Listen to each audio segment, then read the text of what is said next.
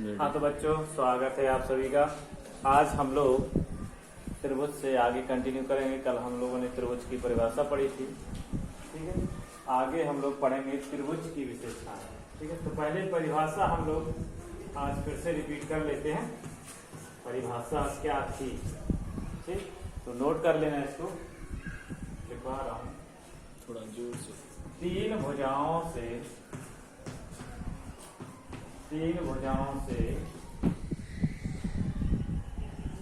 बनी हुई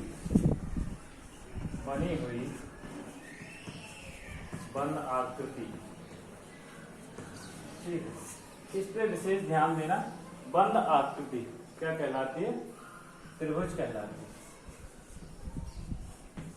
त्रिभुज कहलाती है, ठीक।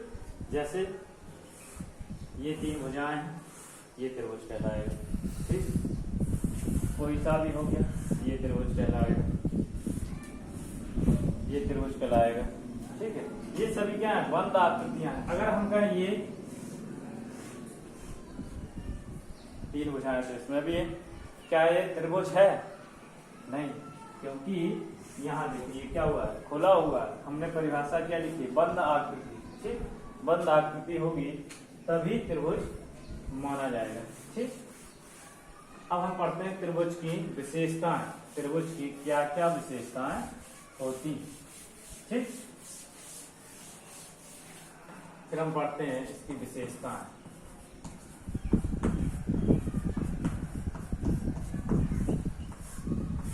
ठीक। विशेषताएं जैसे मान लो ये एक त्रिभुज है, ठीक है। इसमें क्या होते हैं? नंबर एक, दो, तीन भुजाएं होती हैं। तीन भुजाएं होती हैं। नंबर दो, तीन कोण होते हैं, एक, दो और तीन। तो इसमें तीन कोण होंगे, तीन। अब ये देखो, त्रिभुज के अंदर बंद है, इसलिए अंतःकोण कहा जाएगा। इनको क्या कहा जाएगा? अंतःकोण। तीन कोण, ठीक है। अंतःकोण होते हैं ये, अंतःकोण, ठीक। और तीन बाह्य कोण भी होते हैं। बाह्य कोण, अगर हम इसको, इस लाइन को थोड़ा आगे बढ़ा दें, ये वाला कोण। इस लाइन को हम थोड़ा इधर बढ़ा दें, ये वाला कोण। और इस लाइन को इधर ऐसे बढ़ा दें, ये वाला कोण, ठीक है। ये क्या होते हैं? बाह्य कोण। तीन बाह्य कोण भी होते हैं, ठीक।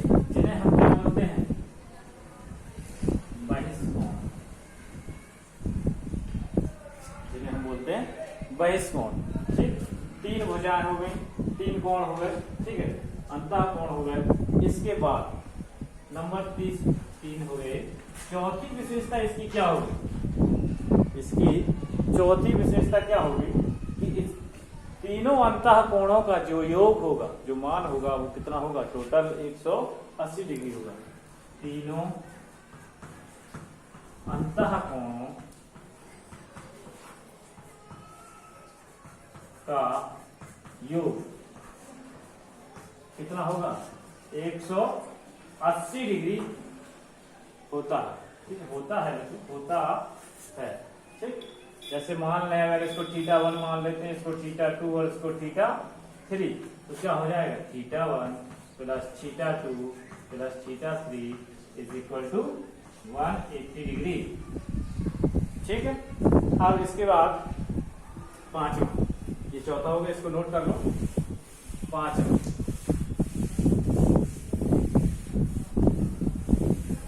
पांचवी विशेषता क्या है? पांचवी विशेषता क्या होगी, ठीक है, कि इसमें त्रिभुज में किसी भी दो भुजाओं का योग, किसी भी दो भुजाओं का योग हमेशा तीसरी भुजा से बड़ा होगा, तभी त्रिभुज बनेगा। हर तीन भुजाओं की बनी हुई आकृति भी त्रिभुज नहीं कहलाएगी। उसमें भी एक विशेषता होगी, कौन सी? कि दो भुजाओं का योग, किन्हीं दो भुजाओं का योग, ठीक है, त्रिभुज में 3 भुजाएं होंगी, उनमें से किन्हीं 2 भुजाओं, कोई भी 2 भुजाएं लेंगे तो किन्हीं 2 भुजाओं का योग, 2 भुजाओं का योग हमेशा हमेशा तीसरी भुजा से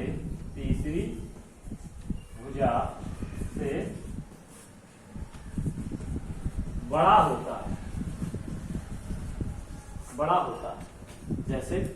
जैसे मान लें हम इसी पे कर लें A B C, ठीक है।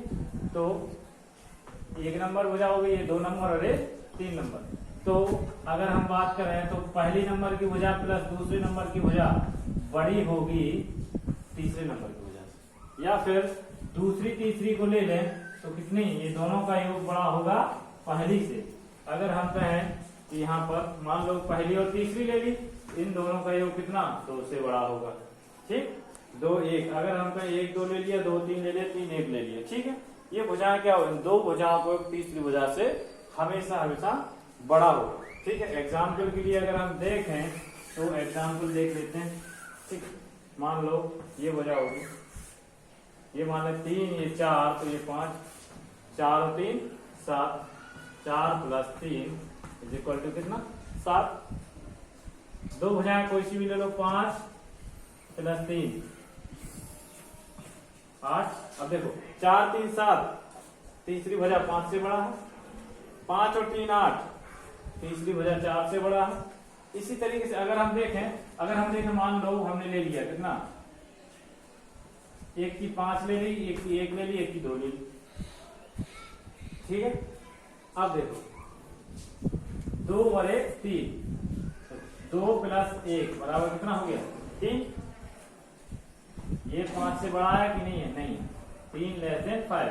मतलब अगर हम 5 सेंटीमीटर की रेखा खींचें, उसमें 2 सेंटीमीटर ये हो गया, 2 सेंटीमीटर का ये हो गया और 1 सेंटीमीटर ये हो गया, तो क्या ये त्रिभुज बनेगा, नहीं, ये एक खुली हुई आकृति रह जाएगी, इसलिए ये त्रिभुज नहीं अपूर्ण होगा, ठीक। ये त्रिभुज नहीं बनेगा। मतलब 2 भुजाओं का योग तीसरी भुजा से बड़ा होना चाहिए, ठीक है। अब देखो जो बहिष्कोण था, ये बहिष्कोण जो था, जैसे हमने इसको आगे बढ़ाया, ये वाला बहिष्कोण था, ठीक है। ये इसको बोलते हैं बहिष्कोण। ये क्या होता है, बहिष्कोण जिस भुजा पर बना हो उस भुजा के सम्मुख कोणों के योग के बराबर होता है। अगर मान लो इसको हम थीटा दे दें और इसको θ1 और इसको θ2, तो बहिष्कोण थीटा बराबर क्या होगा, θ1 प्लस θ2। मतलब इस कोण का मान इन दोनों कोणों के योग के बराबर होगा, ठीक। या फिर दूसरी तरीके से कैसे निकाल सकते हैं, देखो हमने पढ़ाया था संपूरक कोण क्या होते हैं, जिनका मान 180 योग 180 होता है। अगर एक कोण ये है और दूसरा कोण ये है, ठीक। तो इसको क्या लिख सकते हैं, थीटा। अगर मान लो ये कोण कुछ लिख दें सी है तो कोण सी लेते हैं, थीटा बराबर क्या हो जाएगा 180 डिग्री माइनस सी, क्योंकि ये दोनों क्या है, एक दूसरे के संपूरक हैं। तो इन दोनों का कोण क्या होता है 180 डिग्री। इन दोनों कोणों का योग कितना हो रहा है 180 डिग्री। ये हमारी तीसरी विशेषता होगी। अब देखो मतलब अगली विशेषता हो गई। इसके बाद हम बात करें तो देखो बाह्य कोण जो होते हैं, बाह्य कोणों का योग, बाह्य कोणों का योग कितना होता है, सभी अंतः कोणों का योग कितना होता है 180 डिग्री, और सभी बाह्य कोणों का योग कितना होता है 360 डिग्री। 360 डिग्री होता है। जैसे अगर हम देखो ये चीज, ठीक, इधर बढ़ाया हमने ये कोण ये हो गया, इसको बढ़ाया ये कोण ये हो गया, और इसको बढ़ाया, इसको बढ़ा देते हैं, ये कोण ये हो गया। तो अगर ये है θ1, ये θ2 और ये θ3 है, तो तीनों कोणों का योग θ1 plus θ2 plus θ3 is equal to कितना होगा 360 डिग्री, ठीक। तो सभी बाह्य कोणों का योग कितना होता है 360 डिग्री। एक और विशेषता देख लेते हैं क्या होगा, एक और विशेषता क्या होगी, अगली विशेषता है क्या कि दो समान भुजाओं के संगत बने कोण, आमने सामने के कोण, आमने सामने के कोण क्या होते हैं? आपस में बराबर होते हैं। जैसे एग्जाम्पल देखने का, ये हो गया, ये एक त्रिभुज है, ठीक। अगर ये दोनों भुजाएं बराबर हैं तो इन दोनों भुजाओं के सम्मुख ये संगत बने हुए θ1 मान लेते हैं, θ2 मान लेते हैं, तो इन दोनों के बने कोण, ये भुजाएं अगर बराबर हैं तो इन दोनों कोणों के सम्मुख बने कोण क्या होंगे? आपस में एक दूसरे के बराबर होंगे, मतलब θ1 बराबर θ2, ठीक। अब इसके बाद हम लोग आगे पढ़ते हैं थोड़ा, ठीक। तो अब पढ़ते हैं हम लोग त्रिभुज के प्रकार। त्रिभुज कितने प्रकार का होता है, ठीक। तो थोड़ा जल्दी करते हैं। त्रिभुज दो प्रकार से बांटा गया, एक तो भुजाओं के आधार पर, भुजाओं के आधार पर, भुजाओं के आधार पर कितने होते हैं? 3 होते हैं। कितने? 3 प्रकार के होते हैं। एक तो समबाहु, ठीक। दूसरा होता है समद्विबाहु, और तीसरा होता है विषमबाहु।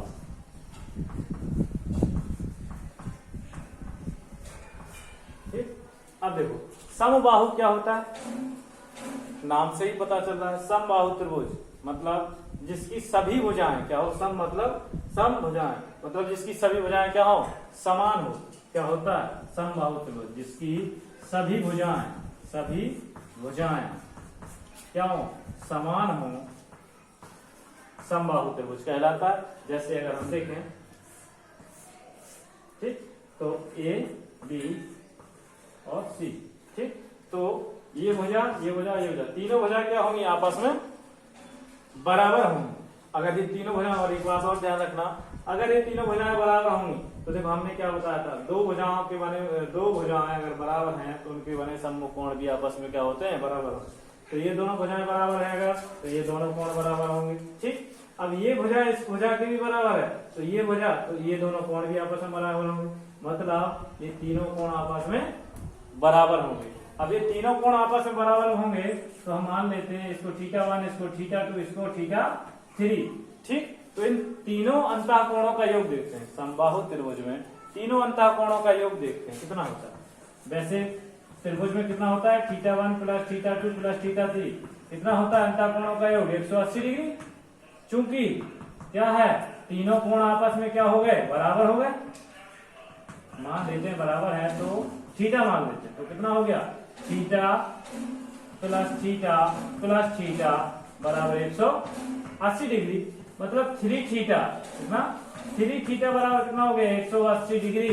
तो यहाँ से θ बराबर कितना आ जाएगा? 180/3, तो 6/18, मतलब θ कितना हो गया? 60 डिग्री, ठीक। तो समबाहु त्रिभुज में प्रत्येक कोण कितने डिग्री का होगा? 60 डिग्री का होगा, ठीक। कितने डिग्री का? 60 डिग्री का होगा। समबाहु त्रिभुज में क्या हो गया? सभी भुजाएं समान होंगी, सभी कोण बराबर होते हैं, और प्रत्येक कोण कितने कितने डिग्री का होगा? 60 डिग्री का। अगर हमें बोल दिया जाए कि समबाहु त्रिभुज है तो उसमें हम लोगों को कोण पता अपने आप हो जाता है कितना है, ठीक। अब आगे इसके आगे समद्विबाहु, विषमबाहु, ये सब कंटिन्यू करेंगे कल। लेकिन उससे पहले एक और है त्रिभुज की, कि त्रिभुज में एक विशेषता और है। त्रिभुज में कोई भी विकर्ण नहीं पाया जाता है, कोई भी विकर्ण नहीं पाया जाता, नहीं होता, ठीक है। मतलब त्रिभुज में विकर्ण नाम की कोई चीज नहीं होती। विकर्ण क्या होता है? विकर्ण होता है कि जैसे अगर मान लो ये आकृति है, तीन बिंदु।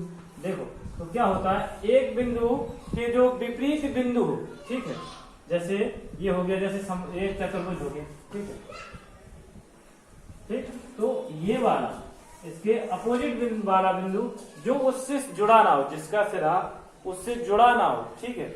अब विपरीत बिंदु वाला विपरीत सिरे से अगर जुड़ा हो तो उसको बोलते हैं विकर्ण। एक बिंदु से दूसरे बिंदु के जुड़े हुए एक बिंदु और उसके विपरीत बिंदु आपस में जोड़ने से क्या बनता है, विकर्ण बनता है, ठीक।